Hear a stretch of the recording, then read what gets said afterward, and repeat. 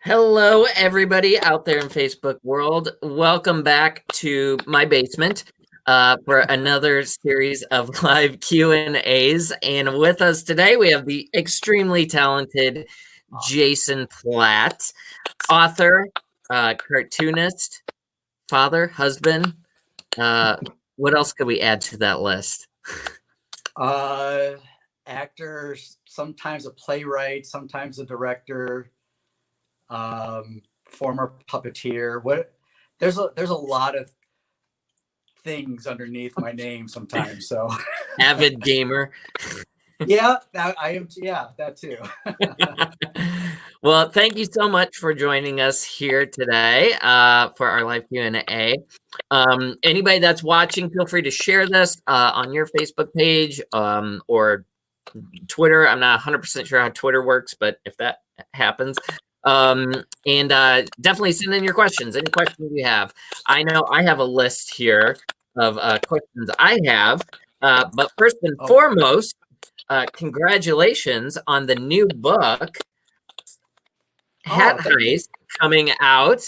That's super cool for your second book in the Middle School Misadventures series. Can you tell us a little bit about that, the whole process of the second book coming out and all that? Yeah, so it's been a wild ride in the best possible way. How to kind of relate it with theater, almost like cast come up with all the costumes, coming up with all the angles and direction that you want your cameraman to do, and everything, and then putting it all together. And it's such a great ride. The basic premise of this is my main character Newell, who's actually from my old comic strip Mr. and Me, except that he's older and in middle school. Is that there's a no hat policy in his school, and all the kids know this. They're okay to have hats in the school, but they can't wear the hat in the school. So he has his favorite hat, which is basically a crusher cap, just like this. I just got this, by the way. Yeah, I saw that. Yeah, that's super cool. And so he takes it to school, but it gets stolen by somebody, and that person gets it taken away by the principal and confiscated by it. So then the whole thing becomes like a heist story, a heist adventure, try and get the hat back. Can they? Will they? I don't know. I can't remember. It's been a while. Yeah. That's awesome. Now, to go back even a little bit further, can you take us through what the whole process was like in terms of the first book coming out and how it got published, how kind of that whole journey that you took to the release of that first book that is in bookstores across the country and that you can find anywhere? Yeah, it's a great story, and one of the things I'm always happy to share, because it's kind of like one of those, like how does it happen? What is someone's story? And everyone's story is completely different, right? Yeah. You know, and so my journey is my own story. But if it can help anyone who's interested in publishing and getting their own work out there, I'm glad to help, and hopefully this story can help them. But I had been working a corporate position for many years, and I had been freelancing my stuff off and on. And it got to the point where I needed to make a big decision: either quit art altogether or go at it whole hog. And it was a tough decision. But my family and we got together and we talked about it, and we said, let's go for it. And I joined the Society of Children's Writers and Illustrators Society, and they have conferences all over the country.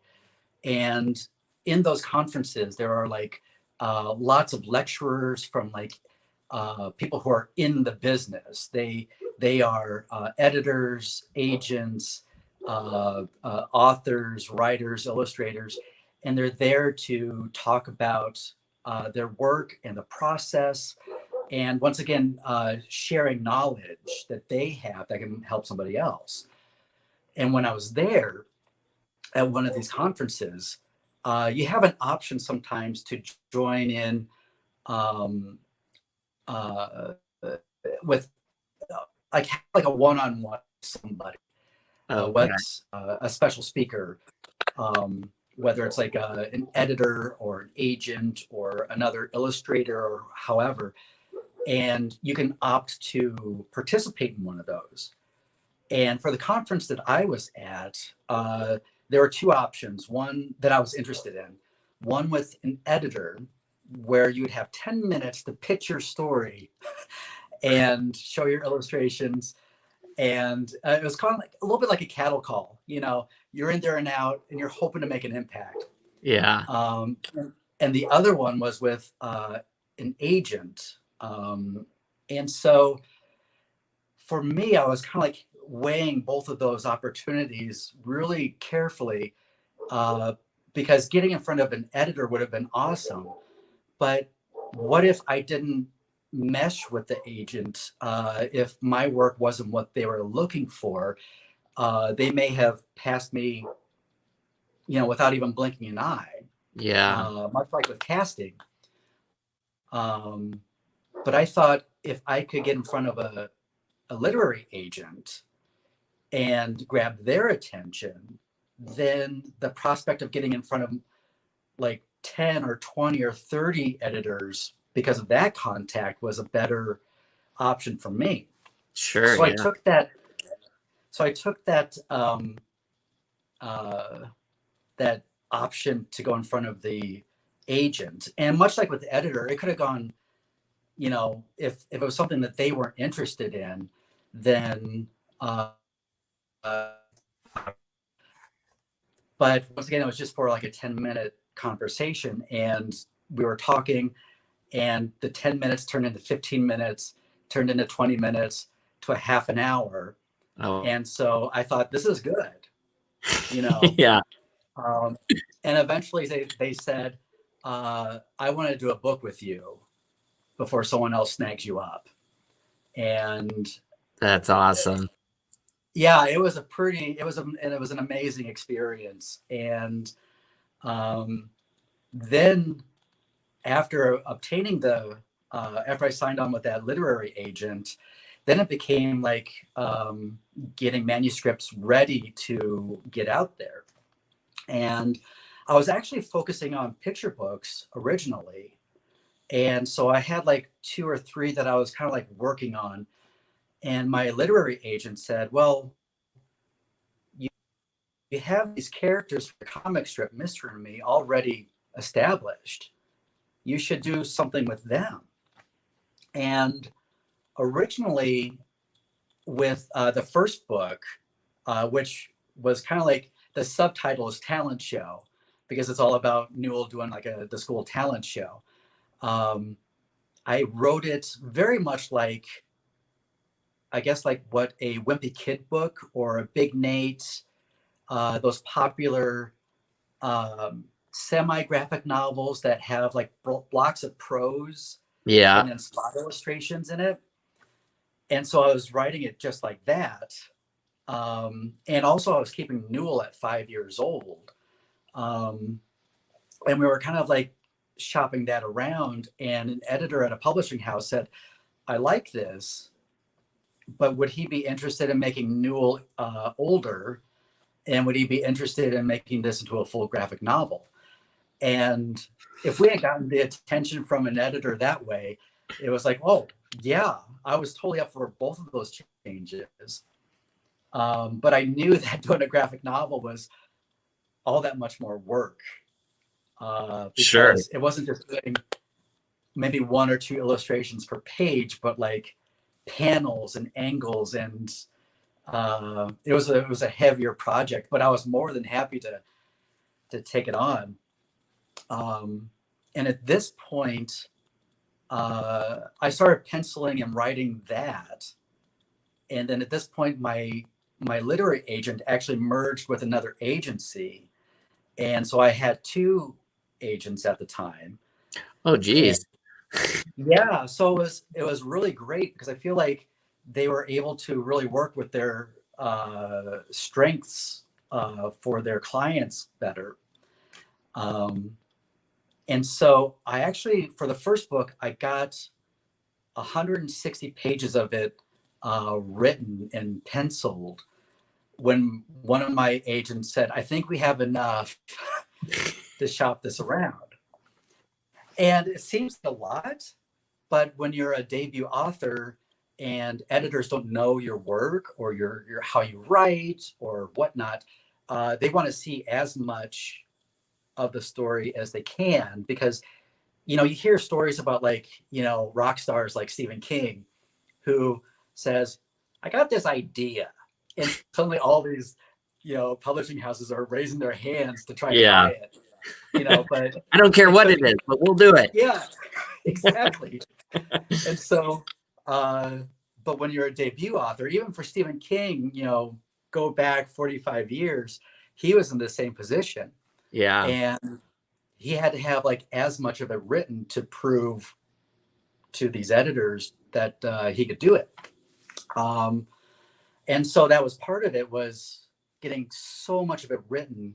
But then also, especially if you're an author illustrator, I wanted to make sure that about 20 pages of that was inked, and about 10 pages of that was inked was colored. So then, when presenting it to an editor, they would see it, what it would look like penciled, what it would look like inked, and what parts of it could be what it would look like colored. And so then, when they're looking at the pencils, they can envision the whole thing, and base their decision on that. Yeah. And so we were shopping it around with different publishers. And when Little Brown got their hands on it,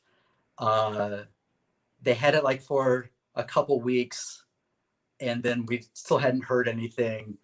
A couple weeks went by, more than that, and then we still hadn't heard anything. And we were all kind of like looking at each other, like my family and my agents go like, so is this good news? or is it just forgotten somewhere in some lonely corner of their office? We didn't know. Yeah. And then we heard back that they were interested, but then they were taking that submission to other departments of the publishing house to get their 2 cents in there from them, to figure out how it would work, how it would sell, what's the market, Yeah. and I think they had it for quite a while before they acquired the rights for it.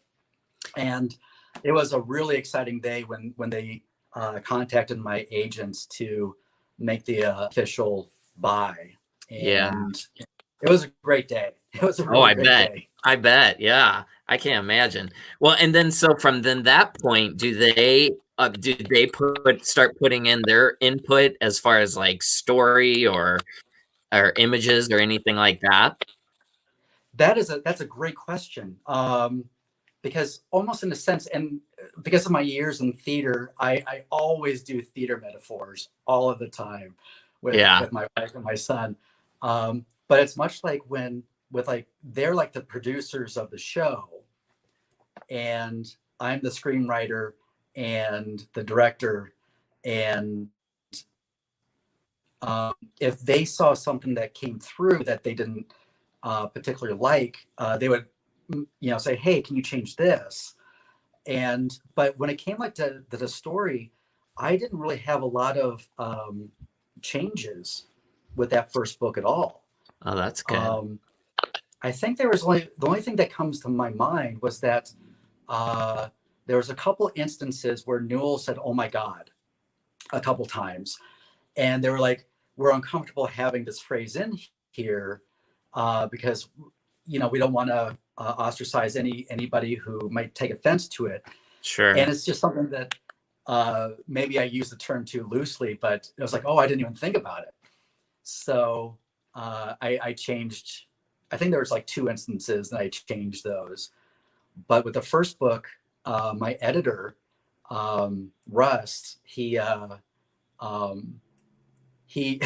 it was funny because as I was writing the first book, there wasn't a lot of like requests for changes.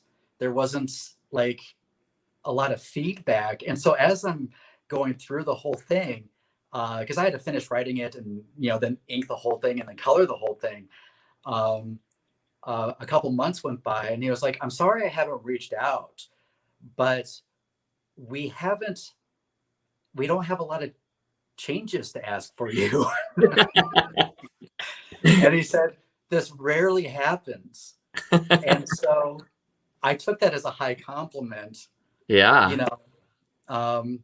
And I guess it's kind of like working with an actor or a director as a producer of a theater, when you're seeing their work, being done during the rehearsals, and you go like, this is right on track. Yeah. Oh yeah, we've had plenty of actors where they come to us and they're like, so do I have any notes, or what can I do differently? We're like, no, what you're doing is great. Like, don't change it. You're doing great. Right. Yeah. Yeah, I get it. Yeah. When you see that product and you're happy with it, it's like, keep going. Just keep going. Yeah.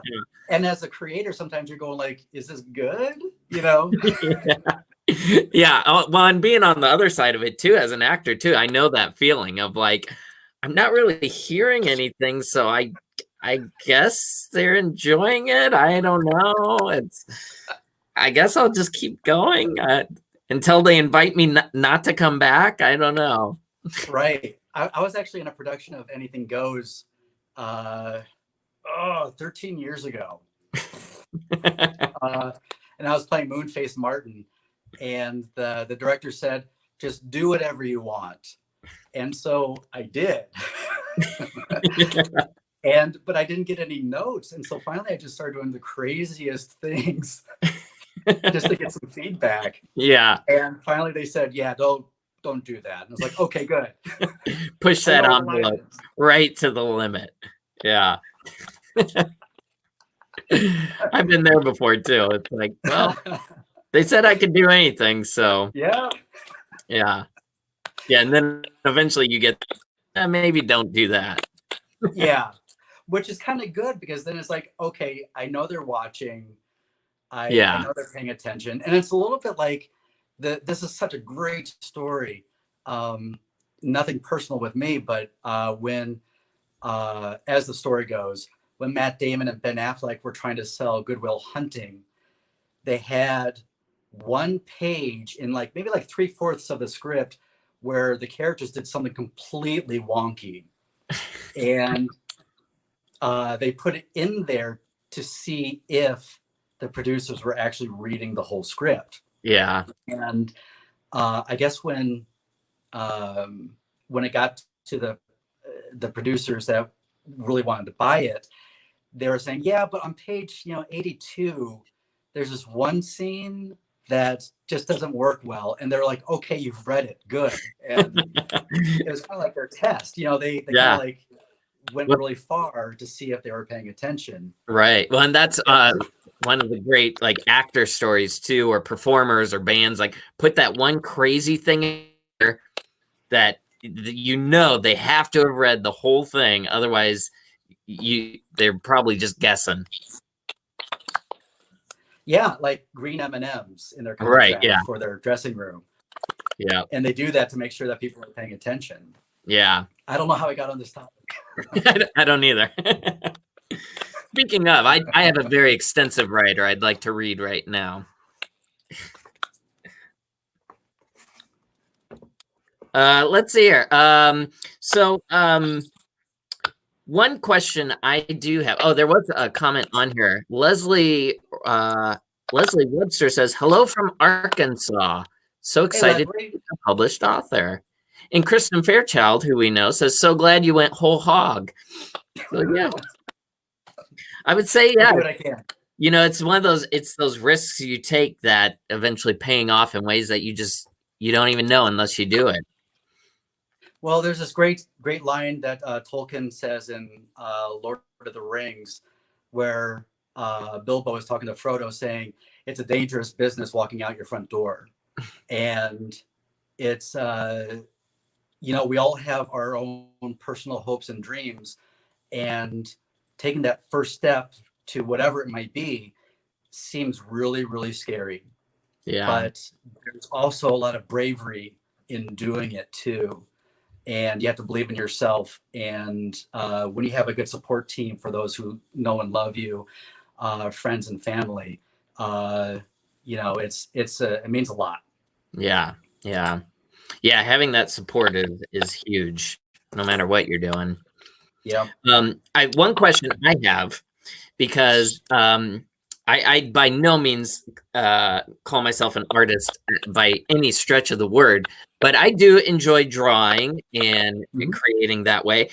One question I have is, whenever I go to draw, say, a character, that's a loose term, but say I go to draw somebody, what is the trick to recreate that same character and have them look the same? Because every time I go to redraw a same character, they look nothing alike. I'm like, this is a completely different person.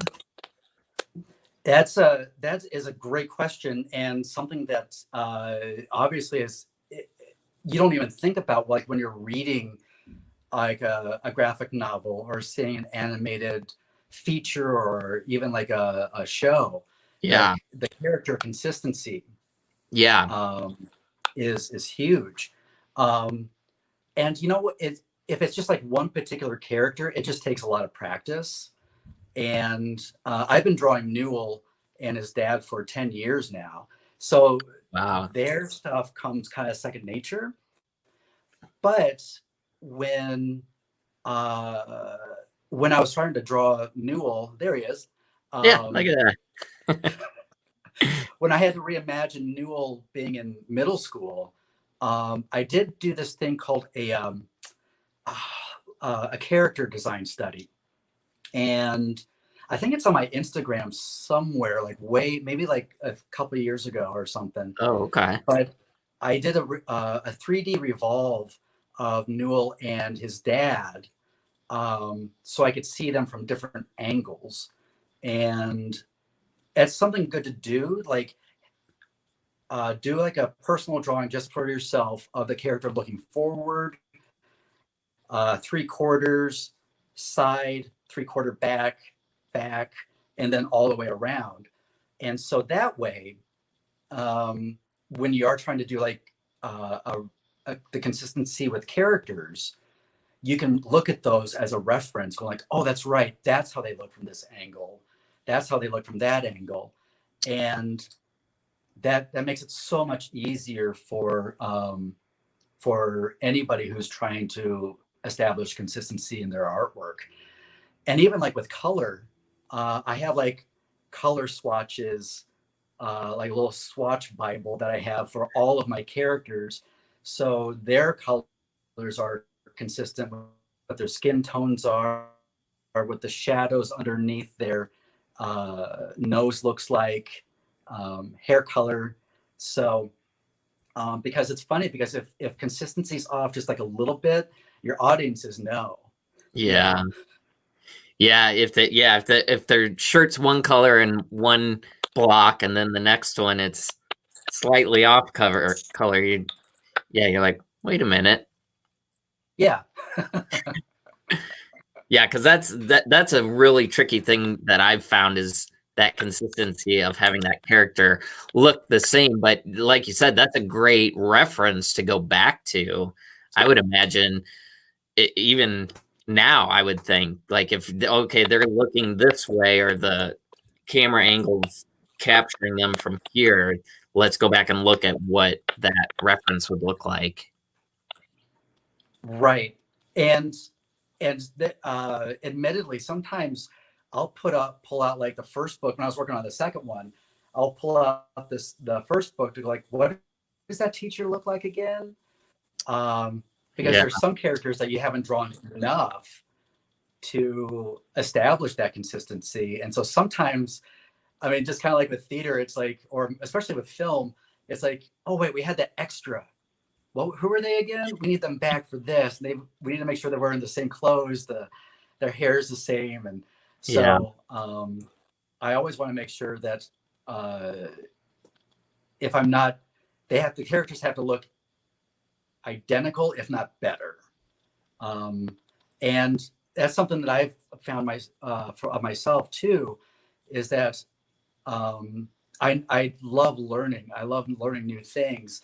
And I feel like, even though I've been doing this for a really long time, I'm learning every day. And I feel like every day that I work on it, I'm getting better. And it can go with anything that you do in your life. The more that you do it, the better that you become. Yeah. Yeah. So moving on with one thing we've done with everybody that we've done these live Q&As with, we always ask them, would be your one piece of advice to somebody wanting to go into this particular industry? And for you, this is kind of a two-part question. One, Okay. how, if any, has there been any kind of effect with the whole coronavirus? Has it kind of stalled anything for you? Being that, I mean, obviously, I don't know the whole process, but it sounds like a majority of it is you working on it, writing, drawing, all of that, all the pieces combined there. Has anything slowed down for you? Part A. Part two, what advice would you give somebody that's wanting to get into this industry? Sure. When it comes like to the physical work, not much has changed with the COVID and the self quarantining, because I've been working from home for so long. Yeah. The transition was really easy. I know that the transition for other people has been a little bit like a merging, and there's a curve of trying to get to a new normal. And one of the things I always try and do is, I always get ready for my day. I get dressed, I clean up and make coffee, and because going to work is, coming into the studio here is going to work. Right. Yeah. But I think the hardest part is that we can't make any like live appearances for like signings and meeting people, because one of the things I just love doing when it comes like the book signings is drawing inside of someone's copy of their book. Yeah. And that's one of the benefits. And I know that you've written stories as well. I feel like there's a lot of similarities that we have with each other as friends. Yeah. But when you write a book that's just all prose, just signing your name is completely fine. But being that I'm the author illustrator, I always like to try and do something a little bit special, and draw something hand sketched inside someone's book, because that makes it just that much more special. Yeah. And I wish I could do that right now, but under the circumstances, we all want to be safe. And yeah. Did you guys have a lot of events like that you had to cancel or postpone? There's been a couple that we've had to postpone, and disappointing for sure. But and I don't have to tell you what it's like to have to postpone things that you've been looking forward to. Yeah. And unfortunately, we're just kind of in that state right now, and I'd rather live with the disappointment than I would feel horrible if someone got sick because of the event that they went to that I was at. Right. Yeah. I would just feel horrible. Yeah. Yep. But that's with technology the way it is now, it's so great because you can live anywhere in the country or anywhere in the world and do the type of work that I do, or as a writer. You can literally work anywhere. Right. Yeah. Which is great. You don't have to live in New York anymore. You don't have to live in LA. As long as you have the internet and a way to communicate and send files. A little different for like a performer, that's for sure. But I think what's been great about this is that we're seeing so many creative ways that performers are doing to still entertain, Yeah. and get out there. And much like with these Q&As that you guys are doing, it's so great to have like this different style of entertainment and knowledge that you're trying to share. It's awesome. Well, and we keep saying too, one great positive out of all this is it's helping us reconnect with people that we haven't talked to in years. And I mean, I'm trying to think the last time we probably saw each other was when we did It's a Wonderful Life, the radio show at the Black Box Theater. Yeah. And that was a few years ago. So it's, definitely helped us reconnect with people and friends that we have not talked to in a long time. Yeah. And I know I've seen you guys at Spotlight events, and Yeah.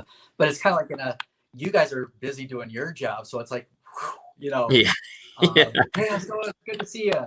Yeah. But it's, there are times it's hard to sit down and connect sometimes. So this is really nice. Yeah. Yeah. But with the second part of your question, I want to try Yes. and make sure I hit your questions. What advice would I give someone who's trying to get into this? Yeah, anybody that's wanting to either publish a book or get into design or art or anything like that, any advice that you would give them? Absolutely. Yeah. One of the things that's it's funny because when you're an illustrator, I don't care like who you are or even like what skill level you are. Someone is always going to ask you at some point, I've written a children's book. Can you illustrate it? And which is always a high compliment. But to illustrate like a picture book takes a lot of time. And you may be asking this artist to spend 100 hours or more. And it depends on like how much changes that you're looking at or what direction you want. But if you have written a book, but you're not an artist, you don't have to worry about finding an illustrator to illustrate your book. If you're trying to go like in a traditional form of publishing. Mm-hmm. And I think that's something that a lot of artists, writers, sometimes they don't know. They might think that if I'm submitting something, I have to submit everything. I have to submit the art and all of this. And if you're the writer of a book that wants illustration, you don't have to worry about that at all. Oh wow! Yeah, because if a house is interested in your manuscript and they want to purchase it, they will do that search for you, because they will want to assign an artist that they feel matches the manuscript's work, that they think will sell well and market well. And so I think that's a big relief for a lot of people when I tell them that news, because it's a load off of their minds, basically. Yeah, because I would always think that it's the kind of an author-illustrator combo. But so, question then, if because in terms of a graphic novel, like the writing style for something like that is very different than writing just a traditional novel. So in that instance, what would you suggest is that you would be submitting? Are you submitting just the dialogue, or a story arc or outline, or what would you be sending in? Yeah. So if you're just if you're a writer looking into writing for graphic novels, but you're not an artist, that's totally okay. And there are plenty of writers who just do that. I would really suggest, if you're interested in writing for graphic novels, picking up screenplay books. One of my absolute favorite books, and I've had it, it's in the other room right now, but one of my absolute favorite books, and I've had it for 30 years. It's a tattered book for sure. It's Sid Field's book called Screenplay.